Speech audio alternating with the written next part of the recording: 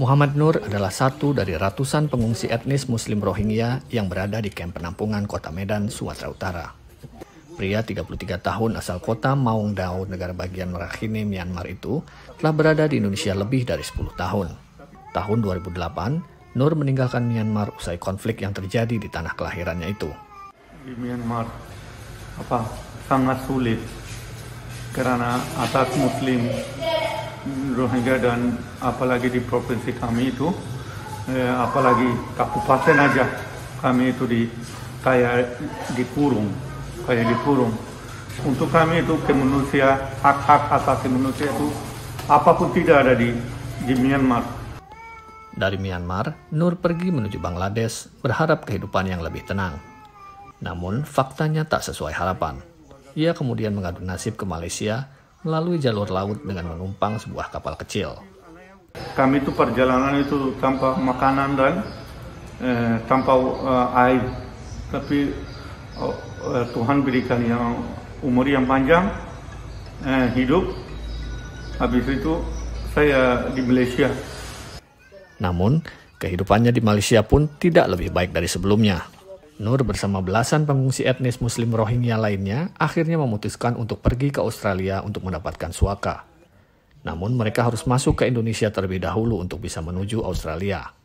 Jadi 2011 itu saya sampai di Indonesia dari Tanjung Balai. Akhirnya tipu sama kami. Karena tipu tidak jadi kami tertahan illegal dokumen dengan pemerintah Indonesia. Tahan kami bawa ke IGC Belawan sama saya. Nur pun ditempatkan di rumah detensi imigrasi Belawan selama setahun. Atas bantuan Organisasi Internasional untuk Migrasi atau IOM dan Lembaga PBB untuk Urusan Pengungsi UNHCR, ia mendapatkan status pengungsi dan dipindahkan ke kamp pengungsian di Medan. Kini Nur menjalani hidup tanpa kepastian masa depan bersama ratusan pengungsi lain di kamp pengungsian. Karena sejak tahun 2011 sampai sekarang Nur belum juga mendapatkan kepastian terkait masa depannya untuk diberangkatkan ke negara tujuan demi mendapatkan suaka.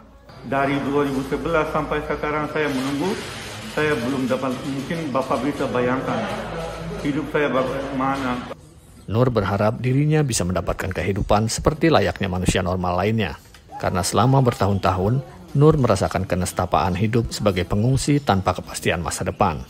Memang tempat untuk resettlement atau penempatan ke negara ketiga itu kan terbatas, di mana per tahunnya kurang dari 1% pengungsi secara global dapat ditempatkan ke negara ketiga.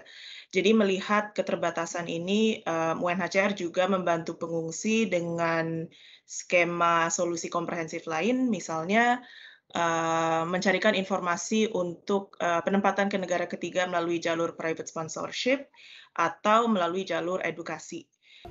Menurut data UNHCR, jumlah pengungsi etnis Muslim Rohingya yang berada di Medan saat ini berjumlah 354 orang yang tersebar di beberapa lokasi penampungan.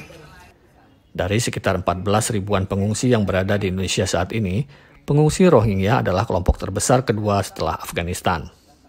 Indonesia saat ini masih belum meratifikasi Konvensi Pengungsi tahun 1951, tetapi tetap menjadi salah satu tujuan favorit pengungsi.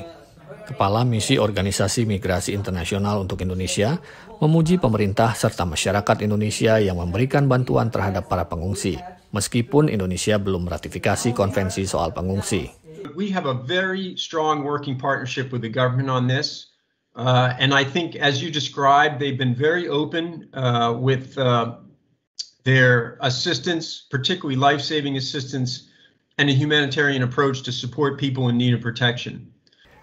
Sementara Kepala Kantor Wilayah Kementerian Hukum dan HAM Sumatera Utara Imam Suyudi mengatakan jumlah pengungsi yang berada di Kota Medan mencapai 1.795 orang yang berasal dari berbagai negara. Para pengungsi tersebut ditempatkan di 18 tempat penampungan yang tersebar di Kota Medan. Kepada VOA, Kepala Kemenkumham Sumut juga mengatakan pihaknya secara rutin melakukan pengawasan terhadap ribuan pengungsi tersebut untuk memastikan mereka tidak melakukan pelanggaran selama di kamp pengungsian. Dari Medan, Sumatera Utara, Anugrah Andriansah dan tim VOA.